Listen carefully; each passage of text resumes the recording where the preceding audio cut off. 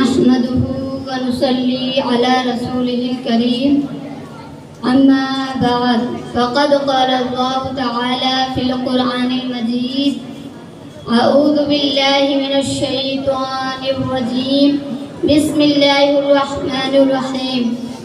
ومن الناس من يشتري لهو الحديث ليضل عن سبيل الله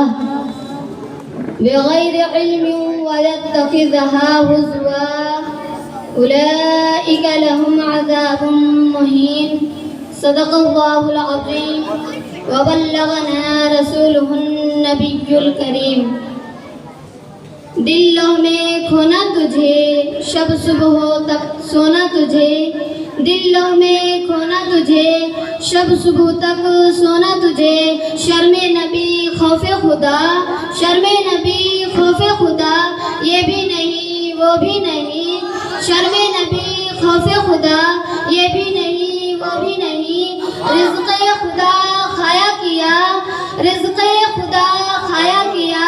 فرمانے حق ٹالا کیا رزق خدا کھایا کیا فرمانے حق ٹالا کیا شکر کرم ترس سزا شکر کرم ترس سزا یہ بھی نہیں وہ بھی نہیں شکر کرم ترس سزا یہ بھی نہیں وہ بھی نہیں علم و عمل کی یہ کوتاہی قلب و نظر کی یہ گمراہی علم و عمل کی یہ کوتاہی قلب و نظر کی یہ گمراہی آج کا انسان توبہ توبہ کتنا ہے انجام سے غافل آج کا انسان توبہ توبہ کتنا ہے انجام سے غافل آئیے کچھ عرض و معروض سے قبل سب سے پہلے سبز گنبد میں آرام فرمانے والے آقا و مولا جناب احمد مجتبی محمد مصطفیٰ صلی اللہ تعالی علیہ وسلم کے دربار عالی شان میں نہایت ہی عقیدت و محبت کے ساتھ اپنے غلامی کا ثبوت دیتے ہوئے درود شریف کا نذرانہ پیش فرمانے کی سعادت حاصل کریں بآواز بلند پڑھیں اللہم صلی علی سیدنا مولانا محمد علیہ وسلم صلاۃ و سلام علیک یا رسول اللہ صلی اللہ تعالی علیہ وسلم۔ خطبہ مسنونہ کے بعد میں نے جس آیت کریمہ کی تلاوت کرنے کا شرف حاصل کی جس کا آسان سا ترجمہ یہ ہے اور کچھ لوگ ہیں جو کھیل کی باتیں خریدتے ہیں کہ اللہ کی راہ سے بہکا دیں بے سمجھے اسے ہنسی بنا لیں ان کے لیے ذلت کا عذاب ہے۔ محترم سامعین اکرام قرآن نے واضح لفظوں میں فرما دیا قرآن نے صاف صاف کہہ دیا ہے کہ کچھ لوگ ہیں جو کھیل کی باتیں خریدتے ہیں جو اللہ کی راہ سے بہکا دیں۔ محترم سامعین اکرام آج ہم اپنے معاشرے کا جائزہ لیں آج اپنے سماج کے حالات کو دیکھیں آج ہم اپنے گرد و پیش کا جائزہ لیں آج ہم اپنے گھر کے ماحول کو دیکھیں آج اپنے گھر کے ماحول کو دیکھیں تو اندازہ ہوگا کہ ہم گناہوں کے دلدل میں پھنستے جا رہے ہیں۔ آج ہر گھر میں کھیل کی باتیں ہو رہی ہیں ہزاروں روپے خرچ کر کے ٹی وی کی شکل میں خرید کر لا رہے ہیں آج ہر گھر میں کھیل کی چیزیں بی سی آر کی شکل میں خرید کر لا رہے ہیں۔ ہمارے پاس نماز پڑھنے کے لیے وقت نہیں مگر ٹی وی دیکھنے کے لیے وقت ہے ہمارے پاس نماز پڑھنے کے لیے وقت نہیں لیکن ٹی وی دیکھنے کے لیے وقت ہے ہمارے پاس دینی مجلس میں جانے کے لیے وقت نہیں مگر ٹی وی اور بی سی آر دیکھنے کے لیے وقت ہے۔ آج ہمارے پاس نیک کام کرنے کے لیے وقت نہیں مگر کرکٹ میچ دیکھنے کے لیے وقت ہے۔ آج ہمارے پاس قرآن کی تلاوت کرنے کے لیے وقت نہیں مگر کرکٹ میچ دیکھنے کے لیے وقت ہے۔ آج ہمارے پاس حدیث رسول صلی اللہ تعالی علیہ وسلم پڑھنے کے لیے وقت نہیں مگر گھنٹوں موبائل پر بات کرنے کے لیے وقت ہے۔ آج ہمارے پاس تبلیغ کے لیے وقت نہیں مگر دنیاوی لغو و لعب کے لیے وقت ہے۔ اس لیے تو اعلیٰ حضرت فرماتے ہیں اس لیے تو اعلیٰ حضرت فرماتے ہیں دلوں میں کھونا تجھے شب صبح تک سونا تجھے دلوں میں کھونا تجھے شب صبح تک سونا تجھے شرم نبی خوف خدا یہ بھی نہیں وہ بھی نہیں شرم نبی خوف خدا یہ بھی نہیں وہ بھی نہیں۔ آج پوری دنیا میں مغربی تہذیب و تمدن پھیل رہا ہے انگریزی تہذیب اپنا دامن پھیلا رہی ہے، انگریزی تعلیم عام ہو گئی ہے، دینی تعلیم سے لوگ دور ہوتے جا رہے ہیں، اپنے بچوں کو انگریزی تعلیم دینا باعث فخر سمجھتے ہیں، اپنے بچوں کو انگلش میڈیم سے پڑھانا اپنا وقار سمجھتے ہیں۔ آج سماج کے لوگ دینی تعلیم سے دور ہو رہے ہیں، دینی تعلیم کو دقیانوسی تصور کرتے ہیں، اپنے بچوں کو دینی تعلیم دلانے کی کوشش نہیں کرتے، اپنے بچوں کو دینی تعلیم سے دور رکھتے ہیں، اپنے بچوں کو دنیاوی تعلیم دلانے کی کوشش نہیں کرتے، لیکن انگریزی تعلیم دلانے کے لیے ایڑی چوٹی کا زور لگاتے ہیں، انگریزی تعلیم دلانے کے لیے ہر ممکن کوشش کرتے ہیں، انگریزی تعلیم دلانے کے لیے ڈونیشن کے نام پر لاکھوں روپے رشوت دیتے ہیں، انگریزی تعلیم دلانے کے لیے مائیں اپنے بچوں کو لے کر کرسچن اسکول کے سامنے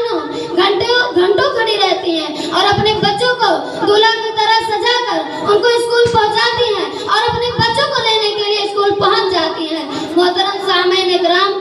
دینی تعلیم کے لیے کوئی تجھ کو احتشام نہیں، کوئی شان و شوکت نہیں، دینی تعلیم کے لیے کوئی فکر نہیں، دینی تعلیم کے لیے کوئی کوشش نہیں، کسی طرح اپنے بچوں کو قرآن شریف کا ناظرہ پڑھا دینا ہی اعلیٰ دینی تعلیم تصور کرتے ہیں۔ جب ہمارا ماحول یہ ہوگا، جب ہمارا کردار یہ ہوگا، جب ہم کو دینی تعلیم نہیں ہوگی تو ہم حلال و حرام کیسے پہچان سکتے ہیں؟ یہی وجہ ہے کہ ہمارا معاشرہ روز بروز گناہوں کے دلدل میں پھنستا جا رہا ہے۔ اسی لیے تو شاعر نے کہا، علم و عمل کی یہ کوتاہی،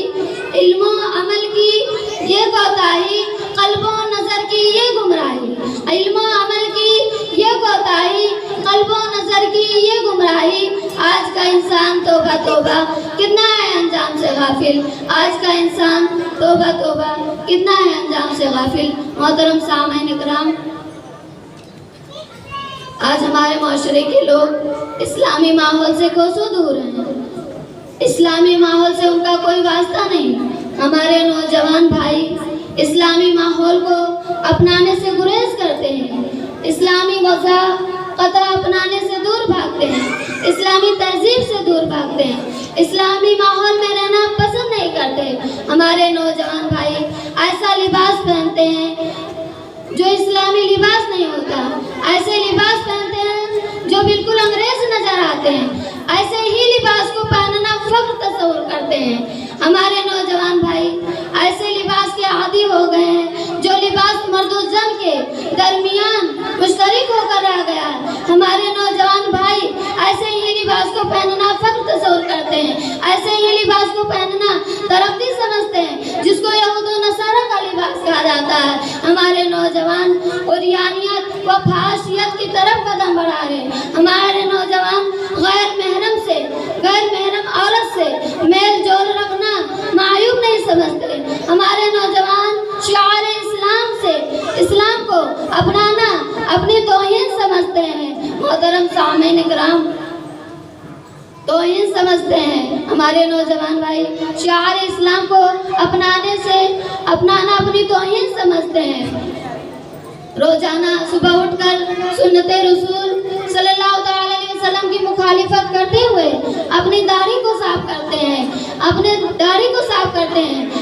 چہرے پر استورا پھیر کر داڑھی کا صفائی کر دیتے ہیں، داڑھی کے ساتھ ساتھ مونچھ کو بھی رخصت کر دیتے ہیں۔ پھر شکل ایسی ہو جاتی ہے کہ پہچاننا مشکل ہو جاتا ہے کہ عورت کا چہرہ ہے یا مرد کا، کسی مسلم کا چہرہ ہے یا مشرک کا۔ ہمارے مسلمان نوجوانوں کو ذرا بھی احساس نہیں کہ روزانہ داڑھی مڑا کر حرام کاری کے مرتکب ہوتے ہیں۔ داڑھی مڑانا بالاتفاق حرام ہے، داڑھی مڑانا سخت گناہ ہے، داڑھی مڑانا اللہ اور اس کے رسول کو ناراض کرنا ہے، اپنے چہرے سے سنت رسول صلی اللہ علیہ وسلم کو مٹانا ہے، داڑھی مڑانا غیرت مردانگی کے خلاف ہے۔ لیکن ہمارے نوجوانوں کو ذرا بھی احساس نہیں، ذرا بھی خدا کا خوف نہیں، ذرا بھی نبی کا پاس نہیں کہ مرنے کے بعد اللہ اور اس کے رسول کو کیا جواب دیں گے۔ ڈاکٹر اقبال نے سچ کہا ہے، قلب میں سوز نہیں، روح میں احساس نہیں، قلب میں سوز نہیں، روح میں احساس نہیں، کچھ بھی پیغام محمد کا تمہیں پاس نہیں، کچھ بھی پیغام محمد کا تمہیں پاس نہیں۔ صلی اللہ علیہ وسلم۔ نعرہ تکبیر،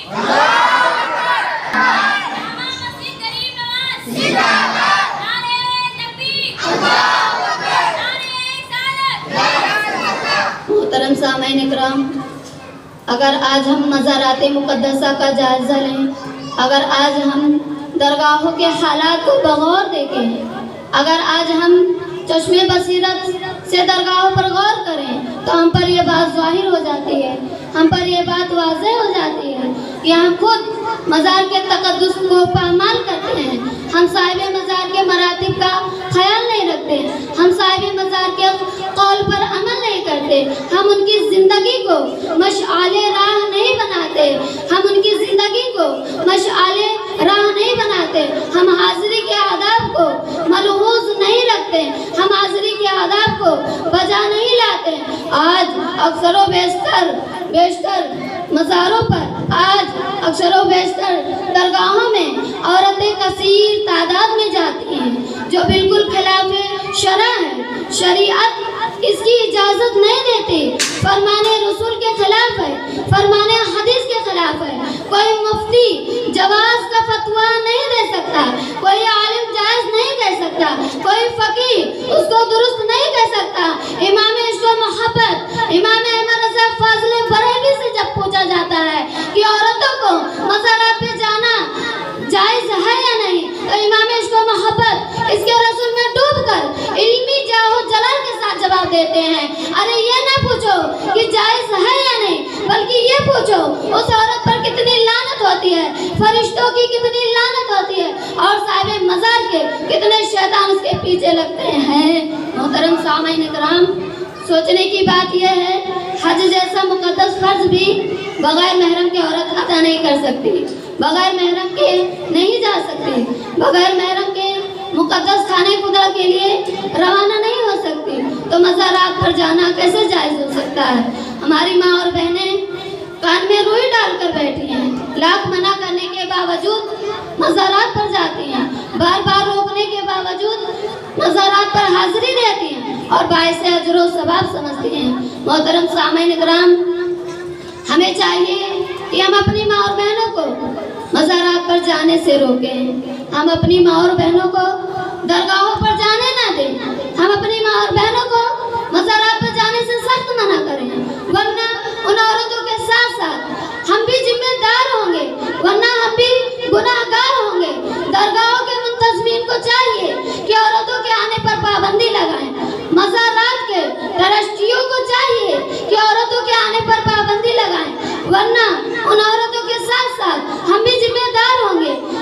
ہم بھی ذمہ دار ہوں گے، ہم بھی گناہ گار ہوں گے، درگاہ کے منتظمین بھی گناہ گار ہوں گے، درگاہ کے مجاورین بھی گناہ گار ہوں گے، درگاہ کے ٹرسٹی بھی گناہ گار ہوں گے۔ ایک بات اور واضح کر دینا چاہتی ہوں، ایک بات اور بتا دینا چاہتی ہوں کہ بعض سنی عوام کے ذہن میں یہ بات بیٹھ گئی ہے، بعض سنی عوام یہ سمجھ بیٹھے ہیں، بعض سنی عوام یہ خیال کرتے ہیں کہ جو عورتوں کو مزار پر جانے سے روکے وہ دیوبندی ہیں، جو عورتوں کو مزار پر جانے سے روکے وہ وہابی ہیں، جو عورتوں کو مزار پر جانے سے روکے وہ اہل حدیث ہیں۔ یہ بات بالکل ذہن سے نکال دیجئے۔ امام عشق و محبت فاضل بریلوی، جنہوں نے اپنے نوکے قلم سے قصر وہابیت میں زلزلہ برپا کر دیا، جنہوں نے اپنی تحریر سے دیوبندیت کا قلعہ بند کر دیا، وہ فرماتے ہیں کہ عورتوں کو مزار پہ جانا سخت منع ہے، عورتوں کو اسوائے خیر النساء، عورتوں کو اسوائے خیر النساء دین و دنیا میں عطا کر یا خدا، دین و دنیا میں عطا کر یا خدا۔ اللہ تبارک و تعالیٰ کی بارگاہ میں دعا ہے کہ ہم سب کو عمل کی توفیق عطا فرمائے، آمین۔ وما علینا الا البلاغ المبین۔ السلام علیکم ورحمۃ اللہ وبرکاتہ۔